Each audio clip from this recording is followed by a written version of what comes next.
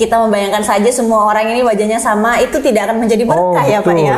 Laki semua misalnya ya, cowok Jika semua. tidak ada ketertarikan sepertinya betul. ya Pak. Tidak ada produksi baru Mbak Shirley. Tidak ada produksi baru tentunya ya Pak ya. ya. Betul. Baik.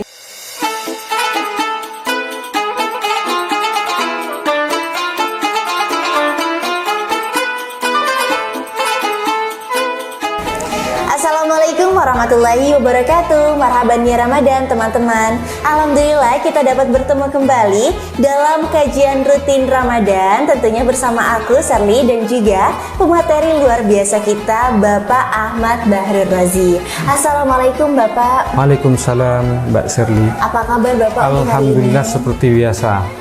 Tetap sehat. baik ya Pak, tetap ya, baik. sehat. Tetap sehat. Semoga Bapak sekeluarga, Shirley sekeluarga, dan juga teman-teman di rumah selalu mendapatkan kesehatan serta kelancaran dalam melaksanakan ibadah bulan suci Ramadan ini ya Pak ya. Iya. Amin. Untuk materi kita masih tetap ya Pak ya di pokok pembahasan yang utama yakni akidah, namun di sub pembahasannya kita akan lebih spesifik membahas terkait tujuan dan juga fungsi dari akidah itu sendiri ya Pak. Ketika kita sudah belajar kemarin terkait definisi akidah, bahwasanya akidah ini merupakan pengikat dari keimanan kita. Betul. Lalu juga kita sudah belajar terkait furqah-furqah dari akidah, sampai kepada kemarin kita sudah membahas terkait penyimpangan serta cara mengatasi penyimpangan dari akidah itu sendiri ya Pak. Nah, tentunya kalau misalnya kita berbicara terkait akidah beserta fungsinya, sebenarnya yang paling konkret Pak terkait fungsi dari akidah keislaman itu sendiri apa ya Pak? Baik Mbak Shirley. Jadi akidah itu dalam konteks beragama itu ibarat, kalau diibaratkan pohon itu akar. Akar. Dari akar ini kan kemudian ditentukan jenis jenis dari pohon, jenis kelaminnya pohon dan sebagainya, itu ketahuan apakah dia itu pohon salak, apakah dia pohon nangka, kan begitu ya, akar. Jadi fungsi akidah itu untuk landasan. Sebagai landasan dari akidah ini kemudian nanti akan muncul warna manusia itu. Apakah dia yang pertama sekali, dasar sekali itu, apakah dia Muslim, apakah dia Kristen, apakah dia Hindu atau Buddha. Kemudian setelah persoalan agama, di dalam agama sendiri banyak kemudian cabang-cabangnya, sempalan-sempalannya. Misalnya apakah setelah Islam dia itu seorang Sunni, apakah Syiah. Itu tergantung akidahnya. Tergantung akidahnya. Kemudian setelah Sunni, apakah dia Syafi'iyah, Maturidiyah atau Asy'ariyah. Nah, itu semuanya bergantung kepada akidah. Bergantung kepada akarnya. Akarnya, dan itu kemudian menentukan menjadi apa kita, seperti apa sikap kita nanti dalam kehidupan sehari-hari, dalam menjadi bagian dari keluarga, menjadi bagian dari masyarakat, menjadi bagian dari negara, dan menjadi bagian dari masyarakat dunia. Itu ditentukan oleh akidah semua itu.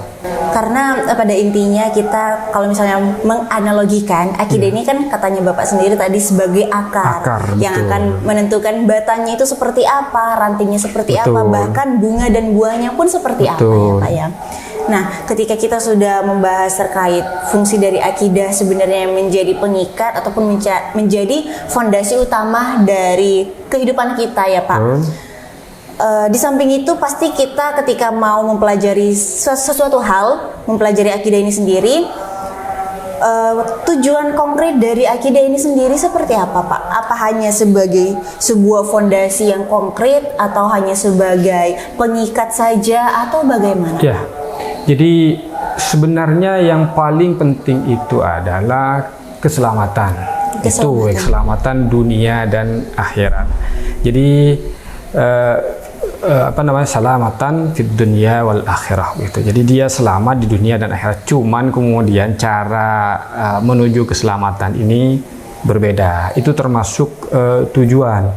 Jadi orang itu kalau sudah akidahnya kuat, kokoh, kemudian dia bisa mengamalkan cara mengamalkan keberagamaannya sesuai dengan akidah itu, dan akidah itu merupakan akidah yang yang najiah, yang diterima oleh Allah, yang kemudian selamat, masuk golongan yang selamat, itu pasti dia memberi rahmat kepada dirinya, kepada orang lain, baik di dunia dan akhirat, mesti itu.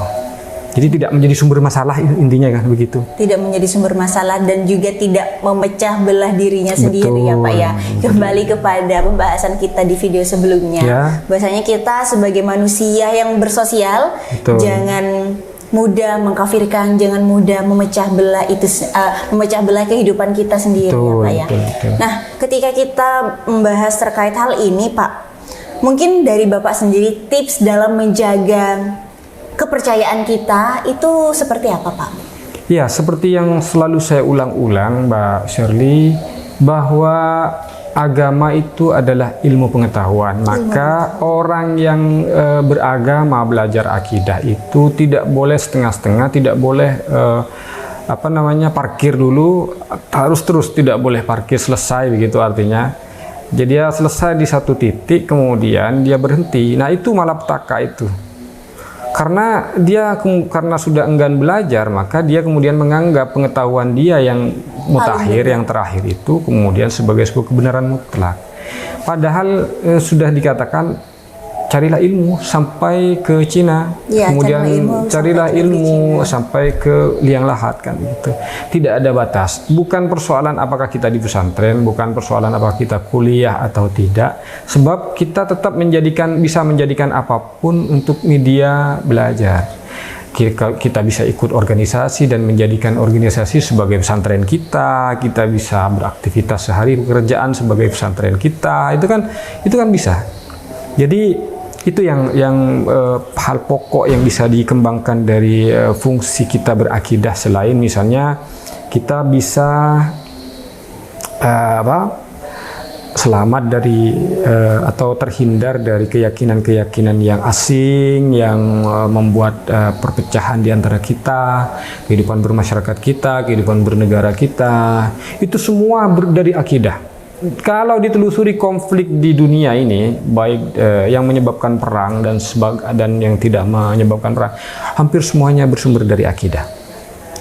Sama halnya seperti Indonesia sendiri ya Pak ya, yang memiliki semboyan Bhinneka Tunggal Ika. Betul. Berbeda-beda tetapi tetap satu. Betul. Yang mana kita memang menjadi generasi muda maupun menjadi masyarakat Indonesia yang memang memiliki akhlakul karimah, akhlak yang baik. Kita memang harus benar-benar menghargai satu sama lain, sehingga tidak mudah mengkafirkan kembali ya Pak ya. Betul. Nah, ini Shirley sepertinya agak sedikit curhat ya Pak ya terkait hal yang pernah Shirley alami nih Pak sebelumnya.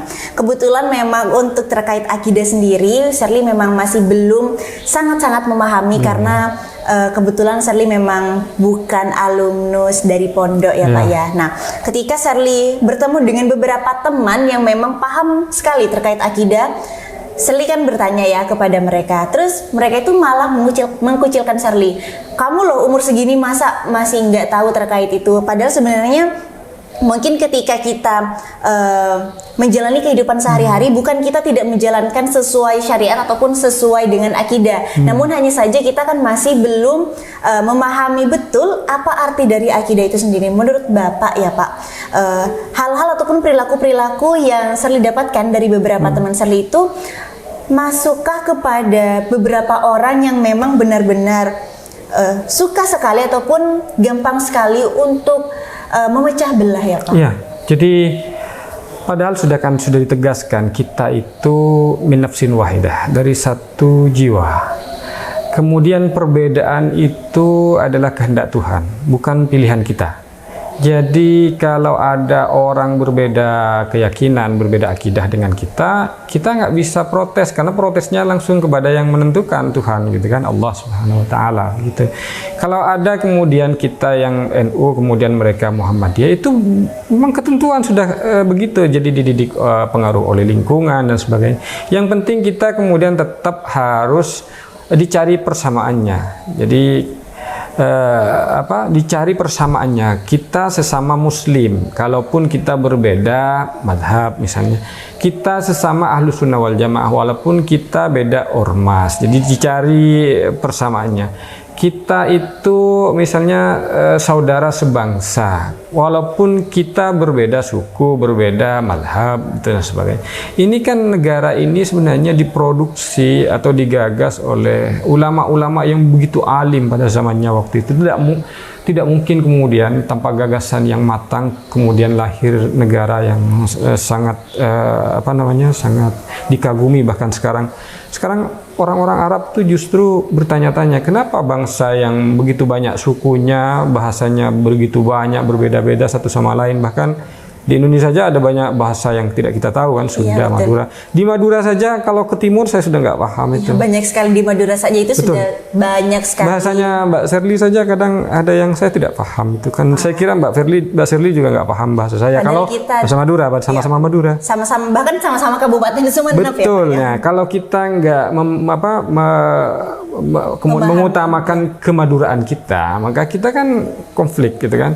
Jadi ini yang terpenting, bangsa ini betul-betul digagas oleh tokoh atau ulama yang sudah memikirkan itu semua, oleh tokoh Ahlus Sunnah wal Jamaah. Tidak mungkin kalau bukan tokoh Ahlus Sunnah wal Jamaah menerima Pancasila. Karena Pancasila itu nanti dianggap sebagai tidak syar'i, tidak islami.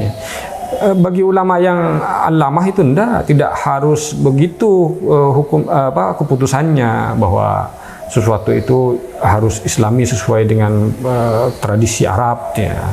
Islam itu bisa ya versi Nusantara kan begitu. Itu kan artinya ada peluang mencari kesamaan di antara perbedaan-perbedaan. Itu. Tergantung kepada niat dan juga tujuannya ya Pak. Betul. Jadi ketika kita berbeda, maka cari persamaannya. Kecuali ada kelompok memang yang saya sebut sejak awal itu ada Khawarij, ada Neo Khawarij sekarang ini. Neo Khawarij itu artinya Khawarij dalam tampilan baru yang lebih modern. Betul, yang kemudian kalau tidak baiat, kalau tidak mengakui khilafah kemudian kafir, tidak diterima sholatnya, kemudian tidak sempurna Islamnya, tidak beriman. Karena dia menganggap bahwa itu kebenaran, dia tidak membuka diri terhadap pengetahuan yang lain, sumber-sumber pendapat ulama yang lain itu. Maka itu pentingnya Mbak Sherly ya. Saya kira pentingnya kita menjadikan akidah sebagai landasan. Dan yang terpenting juga bukan karena kita itu harus rukun, kemudian menerima perbedaan, kemudian kita kehilangan identitas. Bukan. Identitas penting. Jadi misalnya identitas Islam saya, identitas non-Muslim orang lain itu penting. Makanya pentingnya akidah salah satunya adalah meneguhkan identitas itu. Identitas di tengah perbedaan. Ya, identitas kan penting karena ada perbedaan kan. KTP itu karena kita berbeda kan gitu ya. Kalau kita membayangkan saja semua orang ini wajahnya sama, itu tidak akan menjadi berkah ya Pak ya. Laki semua misalnya ya, cowok juga semua. Tidak ada ketertarikan sepertinya betul, ya Pak. Tidak ada produksi baru Mbak Sherly. Tidak ada produksi baru tentunya ya Pak ya. Betul. Baik. Tentunya kalau misalnya kita berbicara akidah dan juga diterapkan ataupun diimplementasikan kepada kehidupan sehari-hari, tidak serta-merta hanya berbicara terkait hal yang penting-penting dalam artian kamu ini alumni pondok berarti kamu ini akidahnya tinggi banget kayak gitu ya Pak ya. Tapi tidak menutup kemungkinan bagi orang-orang yang memang tidak berada pada lingkungan pondok tapi dia juga mengerti dan paham betul terkait akidah karena sebenarnya akidah sendiri adalah akar yang mana orang tersebut dapat memahami, dapat memiliki niat yang baik serta dapat memberikan pemahaman yang baik juga kepada sekitarnya ya Pak ya. Betul. Jadi tidak menutup kemungkinan dan tidak harus orang yang banyak teman saya yang tidak alumni pondok pesantren, dia punya wawasan keislaman yang bagus ya karena dia punya keinginan gitu. Dia keinginan untuk terus belajar. Apalagi persoalan akidah. Itu hal yang sangat prinsip. Ya, jadi itu yang menentukan sebenarnya. Jadi nggak bisa kita bicara syariat melulu kalau kemudian kita akidahnya tidak matang, tidak bagus begitu. Atau kita berbicara tentang tasawuf sementara wilayah syariahnya dan akidahnya. Makanya Islam itu kan dibagi 3 secara sederhana: iman, Islam, ihsan gitu. Jadi persoalan akidah dulu, setelah akidah matang, kemudian bersyariat, bicara fikih, hukum dan sebagainya, baru ihsan bertasawuf. Itu level yang normal lah, yang standar gitu. Masya Allah, ternyata tambah lama kita belajar terkait akidah, tambah memahami ya Pak bagaimana cara yang benar-benar kita, bahasa kerennya ini, memanusiakan manusia yang benar ya Pak ya. Nah, mungkin kita cukupkan sampai di sini dulu ya Pak pertemuan kita. Walaupun sebenarnya kita masih, saya pribadi ingin berlama-lama untuk berbincang terkait akidah lebih jauh, mungkin bisa di belakang kamera ya Pak. Baik, mungkin untuk terakhir nih Pak, ada sepatah dua kata yang ingin Bapak sampaikan kepada teman-teman semacam TV di rumah? Ya, tidak ada lain Mbak Shirley, jadi perkuat pertahanan diri kita, artinya bahwa akidah kita harus betul-betul mengakar, punya karakter, sehingga tidak mudah terombang-ambing oleh berbagai informasi yang tidak bertanggung jawab. Baik, terima kasih ya Pak ya untuk pertemuan kita di episode kelima ini. Semoga kembali lagi, semoga Bapak selalu diberikan kesehatan. Amin. Dan juga kelancaran keluarga ya Pak ya. Amin. Sehat. Baik, terima kasih teman-teman. Itulah kajian rutin kita di episode kelima terkait akidah Islamiyah. Tentu saja buat kalian yang masih agak bingung nih terkait materi kita hari ini, ataupun masih ada hal-hal yang ingin ditanyakan terkait akidah, kalian bisa sampaikan pertanyaan kalian di kolom komentar di bawah ini ya. Jangan lupa untuk like, comment, subscribe, dan share video ini. Semoga video ini bermanfaat. Marhaban ya Ramadan. Terima kasih. Wassalamualaikum warahmatullahi wabarakatuh.